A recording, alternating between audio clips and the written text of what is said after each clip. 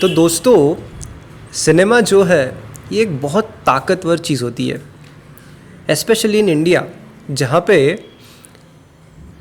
Majority of Indian population पढ़ने से ज़्यादा चीज़ों को देखकर कंज्यूम करती है। Indian cinema for a long time has been somewhat been synonymous with Hindi cinema, which is technically not true, but जो हम हिंदी मूवीज़ देख के बड़े हुए हैं उसका एक बहुत बड़ा इम्पैक्ट हमारी थिंकिंग पे, हमारी साइकी पे हो रखा है। मेरी पैदाइश 1991 की है, तो अभी 2022 चल रहा है, तो हम 31 ईयर्स ओल्ड। तो कहने का ये तात्पर्य है कि 30 साल में इतनी मूवीज़ देखी है कि कहीं ना कहीं जो थिंकिंग होती है एज अ पर्सन, वो कहीं ना कहीं उस चीज़ पे इम्पैक्ट है, इन्फ्लुएंस हो रखा है। किसका? इंडियन मूवीज़ का, हिंदी मूवीज़ का ज़्यादातर। मुझे आज भी याद है जब मैं शायद 5-6 साल का था, सबसे पहली मूवी देखी थी थिएटर्स में, वो थी हम आपके हैं कौन, जहाँ पे सलमान खान और माधुरी दीक्षित की जोड़ी बनी थी और बहुत ज़्यादा हिट थी ये मूवी। तो मुझे आज भी याद है कि मैंने एक बार ये दादाजी के साथ, कभी मेरी बुआ के साथ, पेरेंट्स के साथ 3-4 बार ये मूवी थिएटर में देख रखी है। बट तब इतना समझ नहीं आता था कि स्टोरी में क्या है, हीरो हीरोइन क्या कर रहे हैं, मतलब बस देखो, एंटरटेनमेंट के पॉइंट ऑफ व्यू से कंज्यूम होती थी चीज़ें मेरी लाइफ में। पर धीरे धीरे धीरे चीज़ें जैसे बदलती गई, जैसे जैसे मैं बड़ा होते गया, एक 2-3 फिल्म्स है जिसका इम्पैक्ट मेरी जहन पे और मेरी साइकी पे बहुत ज़्यादा हुआ है। उनमें से एक मूवी है जो ठीक मिलेनियम के टाइम पे आई थी, उसका नाम है रहना है तेरे दिल में, जो कि आर माधवन की हिंदी वाली डेब्यू मूवी थी। और उसमें ऑल्सो डेब्यू कर रही थी दिया मिर्ज़ा, जिनका भी ये पहला हिंदी सिनेमा था। और उसमें जो दिखाया, हालांकि ये फ्लॉप रही मूवी, ज़्यादा चली नहीं थिएटर पे। बेसिकली एक रीमेक थी ये साउथ इंडियन मूवी की, अब मुझे नाम नहीं याद आ रहा है, तमिल मूवी का, बट उसमें भी आर माधवन ही थे और उसका रीमेक बनाया था with the same director in Hindi. तो इस मूवी में क्या दिखाया गया है, बेसिकली मूवी स्टार्ट होती है कॉलेज लाइफ से। It's basically an engineering college जहाँ पे ये स्टोरी स्टार्ट होती है। आर माधवन को दिखाया गया है कि वो थोड़ा एकदम गुंडा टाइप्स बंदा दिखाया है कि मारपीट करता है, लड़कियों से दूर रहता है, लड़कियों से अकड़ के रहता है, एकदम जो आजकल की टर्मिनोलॉजी में बोला जाए तो सख्त लौंडा बन के घूमता है। और उसके साथ साथ दिखाया गया है सैफ अली खान को, जिनका जो कैरेक्टर है वो कंप्यूटर साइंस की इंजीनियरिंग पढ़ रहा होता है, और जिनकी क्लास में ऑब्वियसली लड़कियाँ ज़्यादा होती है, तो लड़कियों से दोस्ती होती है, लड़कियों में बहुत ज़्यादा पॉपुलर होता है, which is exactly opposite to what Madhavan's character is in the movie। तो ये मूवी तो मैंने थिएटर में नहीं देखी, बट जैसे जैसे मैं बड़ा हुआ, मुझे याद है टीवी पे, केबल टीवी पे कोई चैनल था जिस पे ये मूवी लगातार चलती थी। If I am not wrong, Zee smile करके कुछ चैनल आता था, उस पे इस मूवी को बहुत ज़्यादा चलाया जाता था।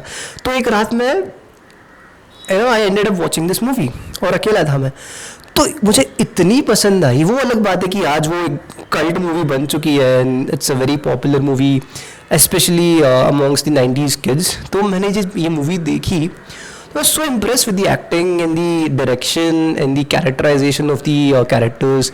जो स्टोरी बिल्टअप थी उस चीज़ की, ठीक है, it was a proper out and out love story, जहाँ पे बिट्रेयल भी है, झूठ भी है। तो कहीं ना कहीं मेरे दिमाग में ये चीज़ बैठ गई भी कि अपने को भी लड़कियों से दूर रहना है। तो कॉलेज में जब मैं पहुंचा तो पहला क्या बोलते चॉइस तो यही था कि मैकेनिकल इंजीनियरिंग करनी है। शायद तब इतना ध्यान में नहीं था कि क्यों करना है, और इतना भी नहीं था कि शायद मैंने आर्य स्टेडियम देखी है इसलिए मेरे जहन में ये है कि मैकेनिकल इंजीनियरिंग ही करनी है। बट अब जाके मैं जब सोचता हूँ उस चीज़ के बारे में, तो मुझे समझ में आता है कि हाँ, कहीं ना कहीं उस मूवी का बड़ा हाथ रहा मेरे मैकेनिकल इंजीनियरिंग स्ट्रीम चूज़ करने में।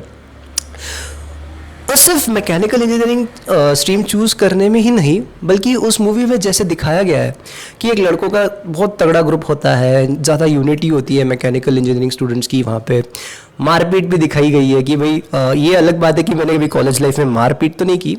ये दिखाया है कि माधवन का कैरेक्टर सिगरेट स्मोक करता है, कूल डूल वाला एटीट्यूड रहता है, हाँ, लड़कियों से जैसे मैंने बोला कि दूर रहता है। और उसमें ये भी दिखाया है कि वो शायद क्वेश्चन पेपर लीक कर रहा होता है और सिर्फ लड़कों को बेचता है, और लड़कियां जब आती है पूछने के लिए तो उनसे वो मना कर देता है। तो ऐसा कुछ उसका कैरेक्टर था, जैसे कि मैंने बोला कि सख्त लौंडा वाला।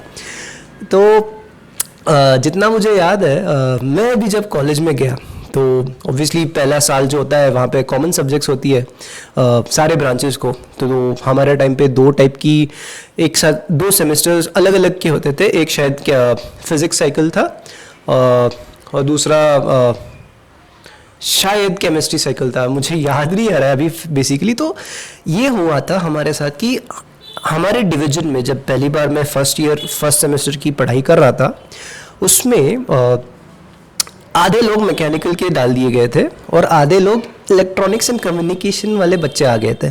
तो उसमें मेरे हिसाब से 10-15 लड़कियां भी थी साथ में, क्योंकि मैकेनिकल इंजीनियरिंग का ज़्यादातर ये देखा गया है कि आपके डिपार्टमेंट में लड़कियों की कमी होती है, ज़्यादा लड़कियां ऑप्ट नहीं कर पाती इस चीज़ को। ठीक है, थोड़ा सा सेक्सिस्ट है ये कि बोलना कि लड़कियों को थोड़ा तकलीफ होता है and they are not interested in mechanical engineering, जो कि अभी गलत होगा। बट हमारे टाइम पे, और ये कब की बात है, 2009 की, जबकि मैं इंजीनियरिंग का पहला साल एंटर किया था, तो तब ये था कि हमारे ब्रांच में मैकेनिकल इंजीनियरिंग में 120 लड़के थे, हम 120 स्टूडेंट्स थे। उसमें से शायद 3 या 4 लड़कियां थी सिर्फ, या 2 ही थी शायद, बाद में 3 लड़कियां थी और एक लड़की ने बाद में 3rd सेम में लैटरल ट्रांसफ़र लिया था किसी और ब्रांच से, सिविल से। तो हमारे लिए ये था कि हमने एक्सेप्टेड था कि भाई हमारे साथ तो लड़कियां पढ़ने वाली है नहीं, बट ये था सिर्फ 3 साल के लिए। तो जो पहला साल था जहाँ पे कॉमन होता था इलेक्ट्रॉनिक्स एंड कम्युनिकेशंस की लड़कियां थी हमारी साथ में, तो वही था बस कि भाई लड़कियों के साथ हमने पढ़ाई की कॉलेज में। तो अभी भी मुझे याद है कि एक लड़कियों की तरफ जो एटीट्यूड था मेरा, तब मुझे शायद इतना ना समझ में आता होगा कि शायद वो एटीट्यूड मेरा आर एच स्टेडियम मूवी देख के हुआ हो। बट अब जब जाके मैं when I look back I realize that वो आर माधवन का जो कैरेक्टर था वो बहुत ज़्यादा मेरे साइकी पे हावी था, और मैं उसी हिसाब से बिहेव करने लग गया था कॉलेज में। Specially when it came to talking to girls, I mostly avoided talking to them. शायद एक बार एक चीज़ ये भी हुई थी कि किसी को चिढ़ा दिया था मैंने क्लास में और वो रो दी थी, तो कुछ कंप्लेन होने वाली थी जाके आगे, और मैंने जाके सॉरी बोल दिया था, माफ़ी मांगी थी, तो शायद मैं बच गया, उन्होंने बख्श दिया मुझे। उसके अलावा जितना मुझे याद है ज़्यादा कोई इंटरेक्शन नहीं थी। बट ये तो था कॉलेज एंड मैकेनिकल इंजीनियरिंग वाला जो इन्फ्लुएंस था उस मूवी का मेरी दिमागी साइकी पे। उसके अलावा उसमें लव स्टोरी भी दिखाई गई है, और लव स्टोरी का जो स्टार्ट होती है वहाँ पे, उस मूवी में जहाँ पे स्टार्ट होती है लव स्टोरी, वो एक सीन है जो कि आज जाके एक क्लासिकल क्या बोलते हैं, बहुत ज़्यादा फेमस सीन बन गया है, क्योंकि उसमें म्यूज़िक दिया है, if I am not wrong Harris Jayaraj ने म्यूज़िक दिया है, जो कि आज बहुत ज़्यादा फेमस है, जो कि वो फ्लूट वाला म्यूज़िक है। और वो फ्लूट वाला म्यूज़िक बजता है उस सीन में जहाँ पे मूवी की हीरोइन दिया मिर्ज़ी की एंट्री होती है। आर माधवन एक लोकल एसटीडी बूथ में अपने डैड के साथ बात करने की कोशिश कर रहे होता है, उनका character, and then suddenly, I mean like it's raining outside and suddenly he sees a car stopping by, car का कुछ ख़राब हो जाता है या फिर जानबूझ के रोक दी जाती है, और वो म्यूज़िक स्टार्ट होता है हल्का हल्का सा, एंड देन जैसे ही दरवाज़ा खुलता है he sees someone coming outside, और वो होती है दिया मिर्ज़ा इवेंचुअली। बट उसका उनको अंधेरा होता है ना, तो उसमें ज़्यादा उनका चेहरा नहीं दिखाई देता माधवन को। तो इससे क्या होता है कि जैसे ही वो फ्लैशेस आती है किसकी लाइटनिंग की, तब उसको चेहरा दिखता है। वो बच्चों के साथ खेल रही होती है एकदम खुश होके, एकदम दुनिया भुला के, एकदम चप्पल वप्पल निकाल के ना नाच रही होती है। तो माधवन को ना पहली, वो बोलते हैं ना पहली नज़र वाला प्यार, वैसा प्यार हो जाता है उनको उनसे।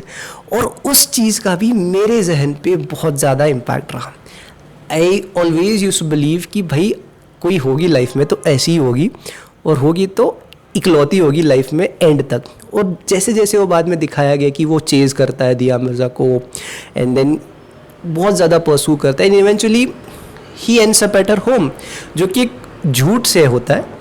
बट ठीक है, आपको तो पता है वो मूवी कैसी थी। जब बाद में उसको पता चलता है कि सैफ अली खान का ये नाम लेके इनके घर में घुस गया, and she starts avoiding him, and then she eventually decides and settles down for this fact that she will end up marrying Saif Ali Khan. But कहीं ना कहीं उनके मन में ये भी होता है कि भाई प्यार तो एक ही बार होता है, ऐसे दिखाया गया ना उस मूवी में कि उसको, दिया मिर्ज़ा के कैरेक्टर को आर माधवन जो कि मैडी कैरेक्टर है, उनसे ऑलरेडी प्यार हो गया होता है।